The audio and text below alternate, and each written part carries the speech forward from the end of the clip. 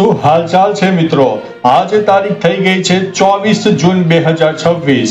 આજના 25 મહત્વના સમાચાર ઉપર એક નજર નાખીશું, જેમાં ખાસ કરીને વરસાદની આગાહી, ખેડૂતલક્ષી સમાચાર, ક્રાઇમ સમાચાર, રાષ્ટ્રીય અને આંતરરાષ્ટ્રીય સમાચારનો સમાવેશ થવાનો છે। સૌપ્રથમ વાત કરીશું વરસાદ અને હવામાન વિભાગની મોટી આગાહી મિત્રો। તાપી અને નર્મદામાં રેડ એલર્ટ આપવામાં આવ્યું છે। દક્ષિણ ગુજરાતમાં મિત્રો મેઘરાજાની તોફાની બેટિંગ, નર્મદાના સાગબારા અને સેલંબા વિસ્તારમાં મોડી રાતથી ધોધમાર વરસાદથી નદીઓમાં પૂરની પરિસ્થિતિનો માહોલ સર્જાયો છે। ત્યારે વાત કરીશું મિત્રો હવે ગુજરાતના 6 જિલ્લામાં ભારે વરસાદની ચેતવણી આપવામાં આવી છે। હવામાન વિભાગ દ્વારા આગામી 24 કલાકમાં સૌરાષ્ટ્ર અને દક્ષિણ ગુજરાતના કેટલાક ભાગોમાં ભારેથી અતિભારે વરસાદની આગાહી વ્યક્ત કરવામાં આવી છે। બીજી તરફ વાત કરીએ તો મિત્રો 50 કિલોમીટરની ઝડપે પવન પણ ફૂંકાશે। અમદાવાદ સહિત મધ્ય ગુજરાતમાં વાદળછાયું વાતાવરણ રહેશે અને ધૂળની ડમરીઓ સાથે મધ્યમ વરસાદ થવાની શક્યતા છે। બીજી તરફ વાત કરીએ તો મિત્રો દ્વારકાના દરિયામાં જોરદાર કરંટ જોવા મળી રહ્યો છે। અરબી સમુદ્રમાં 8 થી 10 ફૂટ ઊંચા મોજા ઉછળ્યા છે। તંત્ર દ્વારા માછીમારોને દરિયો ન ખેડવા માટે પણ સૂચના આપી દેવામાં આવી છે। ત્યારે વાત કરીશું મિત્રો હવે તાપમાનમાં ઘટાડો પણ થઈ રહ્યો છે। સતત વરસાદી માહોલને કારણે રાજ્યના મોટા ભાગના શહેરોમાં તાપમાનનો પારો 3 થી 5 ડિગ્રી ગગડી ગયો છે અને લોકોને ગરમીથી ઘણી બધી રાહત પણ મળી રહી છે। ત્યારે હવે મિત્રો વાત કરીશું ખેડૂત અને કૃષિ સમાચારની। વાવણી લાયક વરસાદથી ખેડૂતો ખુશખુશાલ જોવા મળી રહ્યા છે। દક્ષિણ ગુજરાત અને વડોદરાના ગ્રામ્ય વિસ્તારમાં સારો વરસાદ થતા ખેડૂતોએ કપાસ અને ડાંગરમાં વાવેતરની શરૂઆત પણ કરી દીધી છે। બીજી તરફ વાત કરીએ તો બનાસકાંઠામાં ચોમાસુ પાક માટે એડવાઇઝરી જારી કરવામાં આવી છે। કૃષિ યુનિવર્સિટી દ્વારા ખેડૂતોને બિયારણની ગુણવત્તા ચકાસીને જ વાવણી કરવા અને પાણીના નિકાલની વ્યવસ્થા કરવા માટે પણ અપીલ કરવામાં આવી છે। ત્યારે હવે વાત કરીશું ખાતરના વિતરણ વ્યવસ્થા ઉપર દેખરેખ। રાજ્ય સરકાર દ્વારા સહકારી મંડળીઓને ચોમાસા દરમિયાન યુરિયા અને ડીએપી ખાતરનો પૂરતો જથ્થો જાળવી રાખવા માટે આદેશ આપવામાં આવ્યો છે। ત્યારે વાત કરીશું મિત્રો પાક વીમા અંગે સરકારની મોટી બેઠક।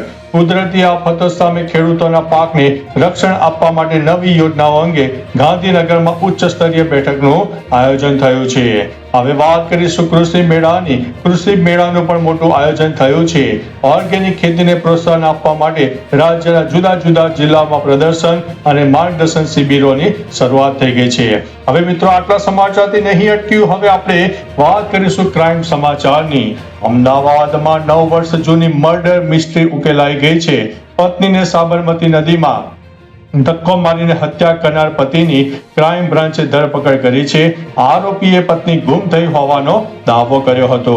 ત્યારે વાત કરીશું મિત્રો અમરેલીમાં ભાઈએ જ ભાઈની હત્યા કરી છે।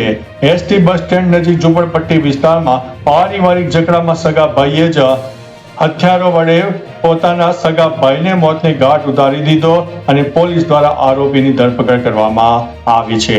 ત્યારે વાત કરીશું મિત્રો મોટા ફ્રોડ કેસની। 19 લાખનું ક્રિપ્ટો ફ્રોડ। જી હા દોસ્તો, અમદાવાદ સાયબર સેલે બિહારથી બીટેક ગ્રેજ્યુએટ યુવકની ધરપકડ કરી છે, જે ઓનલાઈન ફોરેક્સ ટ્રેડિંગના નામે લોકો સાથે છેતરપિંડી કરતો હતો।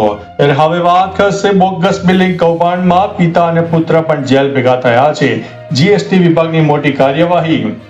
128 કરોડની ખોટી ઇનપુટ ટેક્સ ક્રેડિટ એટલે કે આઈટીસી લેવાના ગુનામાં પિતા પુત્રની ધરપકડ કરવામાં આવી છે। ત્યારે વાત થશે હવે રાજકોટમાં કોચિંગ ક્લાસ પર એક્શન લેવામાં આવી રહ્યું છે। ફાયર સેફ્ટીના નિયમોનું ઉલ્લંઘન કરતા 18 કોચિંગ ક્લાસને ફાયર વિભાગે નોટિસ ફટકારી છે અને સીલ કરવાની ચીમકી પણ ઉચ્ચારી છે। ત્યારે હવે વાત કરીશું મિત્રો રાષ્ટ્રીય સમાચારની। કેન્દ્ર સરકારનો પેટ્રોલ અંગે ખુલાસો। સોશિયલ મીડિયા પર ઇથેનોલ વાળા પેટ્રોલથી એન્જિન બગડવાના વાયરલ દાવાઓને સરકારે ભ્રામક અને ખોટા ગણાવ્યા છે। હવે વાત કરીશું સંસદનું ચોમાસું સત્ર। દેશમાં મોંઘવારી, રોજગારી અને કૃષિ નીતિઓ મુદ્દે વિપક્ષ સરકારને ઘેરવાની રણનીતિ બનાવી રહ્યો છે।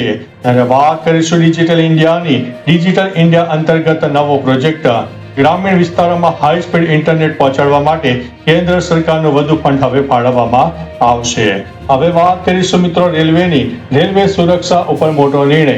ભારતીય રેલવે આગામી સમયમાં તમામ મુખ્ય ટ્રેનોમાં એન્ટી કોલિઝન સિસ્ટમ એટલે કે કવચ લગાવવાની કામગીરી ઝડપથી બનાવવાની છે. હવે વાત કરીશું ચોમાસાની રાષ્ટ્રીય સમીક્ષા. ગૃહ મંત્રાલય દ્વારા પૂરની સ્થિતિનો સામનો કરવા માટે એનડીઆરએફની ટીમોને એલર્ટ મોડ ઉપર રાખવામાં આવી છે. હવે વાત કરીશું આંતરરાષ્ટ્રીય સમાચારની. ઇલોન મસ્કને મોટો ઝટકો. શેર બજારમાં કડાકાને કારણે ઇલોન મસ્કે એક જ દિવસમાં અબજો ડોલર ગુમાવ્યા છે. નેટવર્થમાં મોટો ઘટાડો પણ નોંધાયો છે. ત્યારે વાત કરીશું શેર બજારની. વૈશ્વિક શેર બજારમાં અસ્થિરતા મિત્રો જોવા મળી છે. અમેરિકાના ફેડરલ રિઝર્વના વ્યાજ દરોના સંકેતોને કારણે એશિયન માર્કેટો ઉપર દબાણ પણ જોવા મળ્યું છે. હવે વાત થશે ગ્રીન એનર્જી ઉપર પણ વૈશ્વિક કરાર કરવામાં આવ્યા છે. ભારત સહિતના દેશો ગ્રીન હાઇડ્રોજન ટેકનોલોજીના આદાન પ્રદાન માટે સંયુક્ત ટાસ્ક ફોર્સ પણ બનાવશે. અને વાત થશે હવે મિડલ ઈસ્ટમાં પણ તણાવ યથાવત જોવા મળી રહ્યો છે. આંતરરાષ્ટ્રીય સમુદાય દ્વારા શાંતિ સ્થાપવા માટે રાજદ્વારી સ્તરે પ્રયાસો હવે તેજ કરવામાં આવ્યા છે. અને અંતે વાત કરીશું ડિજિટલ કરન્સી પર નવો નિયમ. યુરોપિયન યુનિયન ક્રિપ્ટો કરન્સીના વ્યવહારોને વધુ કડક નિયંત્રણો લાદવા માટે નવો કાયદો હવે લાવી રહ્યો છે. તો ચાલો મિત્રો, ફરીથી મળીશું દેશ અને દુનિયાના તાજા સમાચાર સાથે. ત્યાં સુધી અમને રજા આપશો. નમસ્કાર.